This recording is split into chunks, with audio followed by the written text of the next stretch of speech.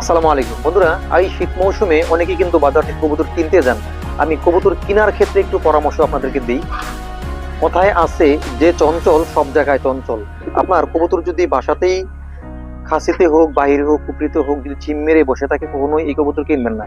এই শীত মৌসুমে সবচেয়ে বড় সমস্যা কি, যখন বিভিন্ন রোগ বালাই ভাইরাস অ্যাটাক হয়, তখন কিন্তু কিছু লোক এই পুরা লফটের কবুতর বাজারে বিক্রি করার জন্য নিয়ে আসে, এই রোগাক্রান্ত কবুতর। এখন আপনি ভালো কবুতর কিভাবে চিনবেন, এটা তো একটি প্রশ্ন। খাসিতে অবশ্যই দেখতে হবে যখন টুকটাক পটি দেয় এগুলো ক্লিয়ার আছে কিনা, তার মলত্যাগের রাস্তায় এই কোনো মল লেগে আছে কিনা। আপনি এভাবে ধরে আপনি দেখবেন এখানে এই জায়গাটা পরিষ্কার কিনা। এই যে দেখছেন, এই জায়গাটা কিন্তু পরিষ্কার, সুতরাং আপনার বুঝতে হবে যে এই কবুতরটা একেবারে ভালো। আমি যদি আরেকটা কবুতর ধরি, ধরে দেখাচ্ছি ভাই, টেনশনের কোনো কারণ নাই, কবুতর আসবে। তো আপনি এই কবুতর ধরে এই যে মলদানি প্রত্যেকটা দেখাই আপনাকে, এই যে দেখেন একদম পরিষ্কার।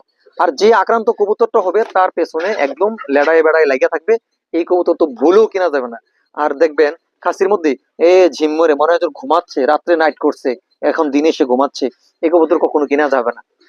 এক কথায় খাসির মধ্যে কোনটা কিনবেন, দেখতে কালার সুন্দর, পালক টালক সব ওকে, এবং যেটা খুব ছটপট করে গতর খাজাইতেছে বা পালক লাড়াচাড়া দিতেছে, এইটা এই গুণাগুণ দেখে কিন্তু আপনার কবুতর কিনতে হবে।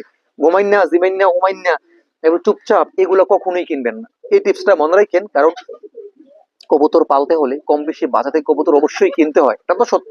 এবং কেনার ক্ষেত্রে যদি আপনি কবুতর কিনা ঠইগা যান, আপনি জিতার কোনো সুযোগ নাই, এটা আমাদের রাখতে হবে। তো আশা করি পরামর্শটি অনেকেরই উপকারে আসবে। যদি উপকারে আসে একটা লাইক তো দিতেই পারেন, ভিডিওটি শেয়ার করে সবাইকে দেখার সুযোগ দিয়ে। কারণ আপনি শিখছেন, অন্য জানলেও হয়তো এটা অনেকেরই উপকারে আসবে। আপনি অর্থ দিয়ে উপকার না করতে পারেন, শেয়ার করলে এই শেয়ারটা অনেকের কাছে উপকার আসবে। ভালো থাকেন সবাই, আসসালামু আলাইকুম।